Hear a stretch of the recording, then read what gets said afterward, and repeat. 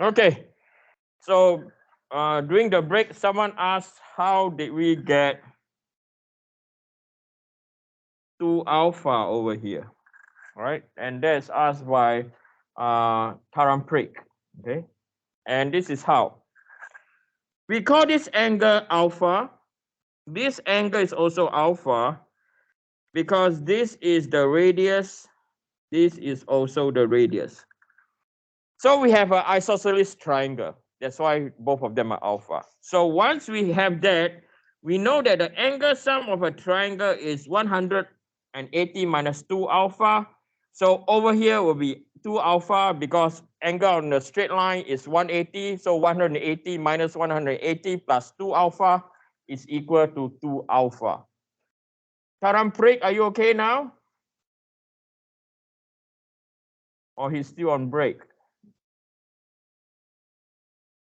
Okay, it makes sense. Just type okay. Take too long to write, it makes sense, okay? Right. So the next thing that we are going to do, we were no more Mohr circle, okay? But we still use Mohr circle. Later on, we still use Mohr circle. So the next thing we're going to do, the next topic,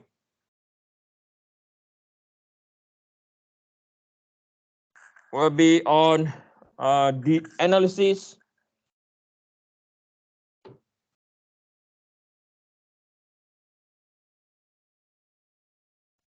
and design of beams under combined loading.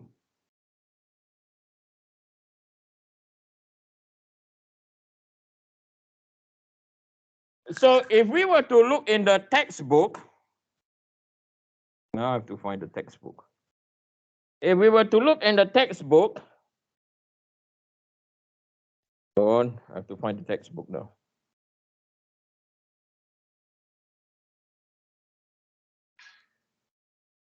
Okay, if we were to look at the textbook, okay, so this is the textbook.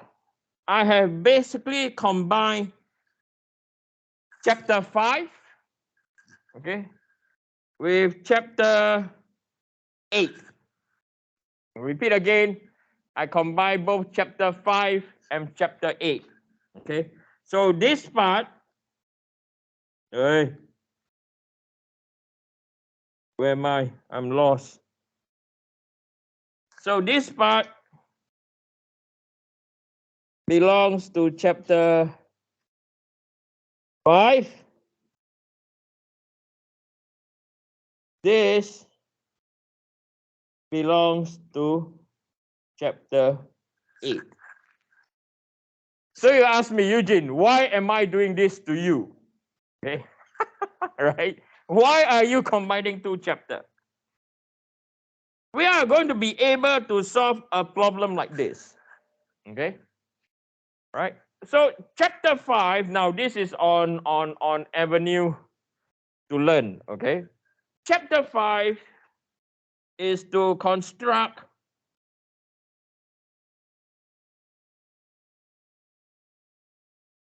shear force and bending moment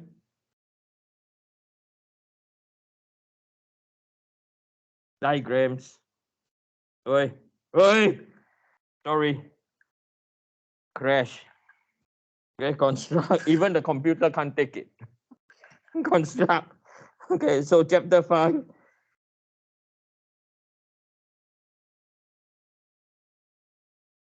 is to construct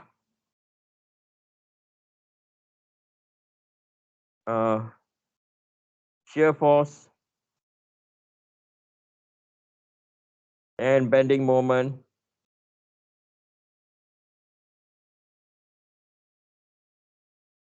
diagrams and diagrams. Come on, Eugene, spell properly. Diagrams and equations. Okay. Chapter 8. Is it chapter 8? Yeah. Chapter 8 is to carry out failure analysis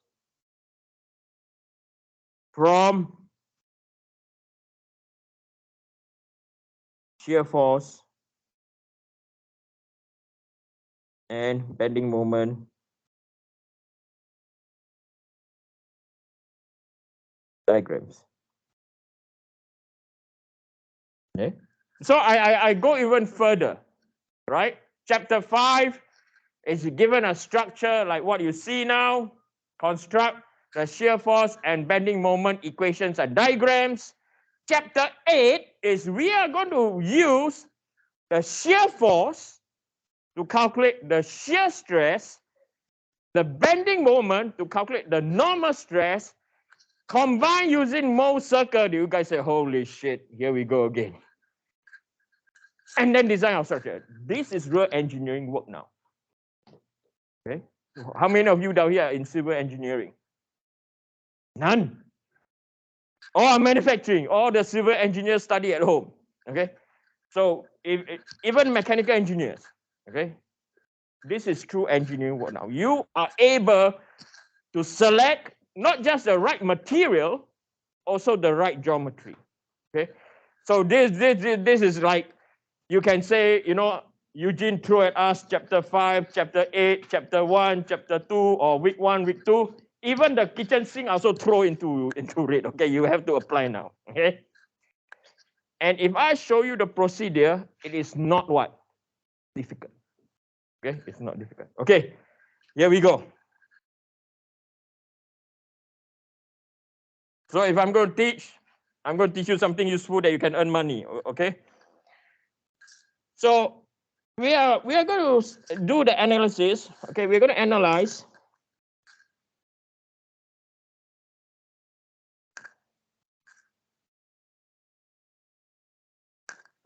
using positive shear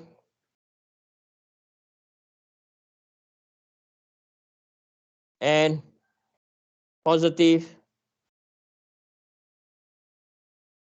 bending moment.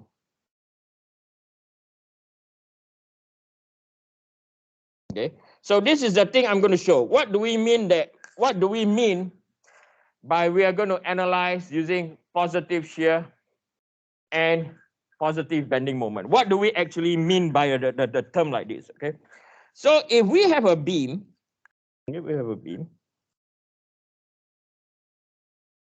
overhanging beam now. Okay, so we have point over here, we have our point A. Then at point B is a pin. At point C is a roller. At point D, okay, there's a point over there. And then we have our loads. This is our load P. At point D is another load P. And A to B is our B to C is our evenly distributed load. Okay. So we're going to construct the shear force and bending moment diagram or equations for this beam. Okay. We are going to apply positive shear and positive bending moment. So what do I mean by positive shear and positive bending moment? Rule number 1, before we go into positive shear, rule number 1 is that the geometric datum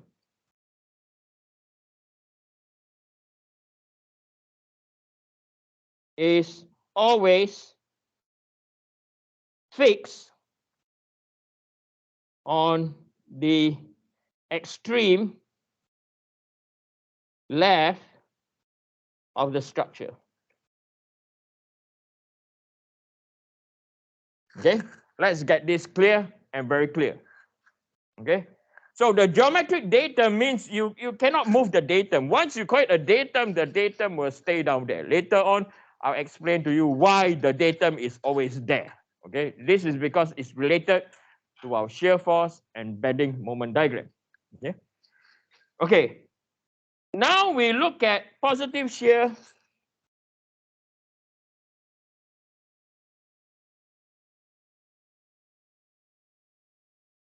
and positive bending moment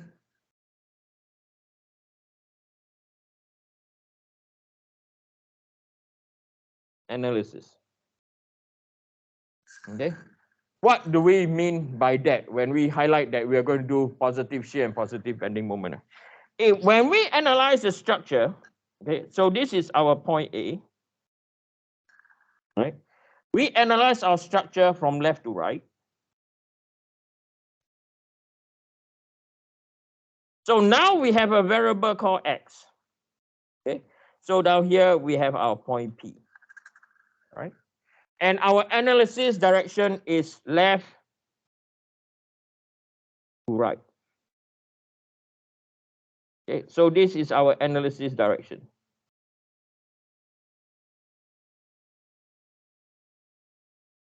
Right? The geometric datum is always on the left-hand side. Okay? Geometric datum will not move at all. So when we assume positive shear and positive bending moment, what does it mean? So positive shear is coming down. Positive bending moment is going anti-clockwise. Okay. Now, when we say we take the moment at this point where X stop. We take the moment where X stop. Are we clear? Okay. We take the moment where X stop. Okay. So this is left to right. We can also do the analysis from what? Right to left. Okay. So what do I mean? So now we are going to do the analysis from right to left.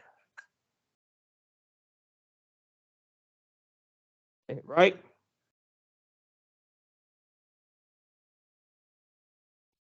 to left. Geometric datum did not change position. It's still on the left-hand side. Right. Now this is our X. Now, still the same. Geometric datum did not change. Now the distance from here to here is L minus X. So you ask me where's L? This entire length over here is our L. So over here, I'm going to draw our structure now. Okay, this is our point D, and we have a load P coming down. So now our geometric datum is still at the same location. Our analysis now comes from right to what? Left. So this is our analysis direction.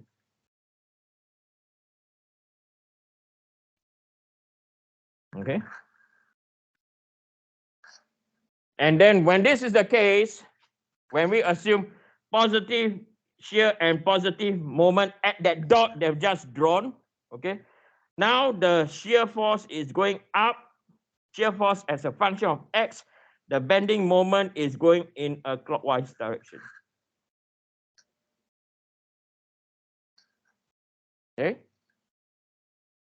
So what the thing to take note is if your analysis is from left to right, the shear, come on, Eugene.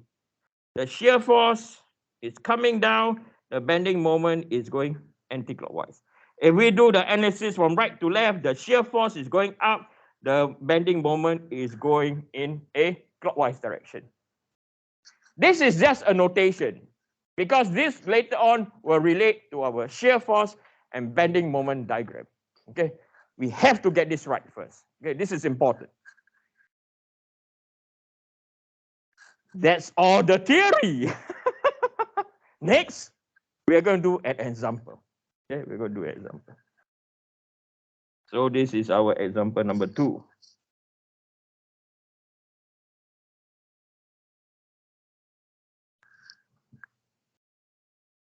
So example number 2 is this example that we're going to do. Okay, undo. Okay, as I said, you all will have this on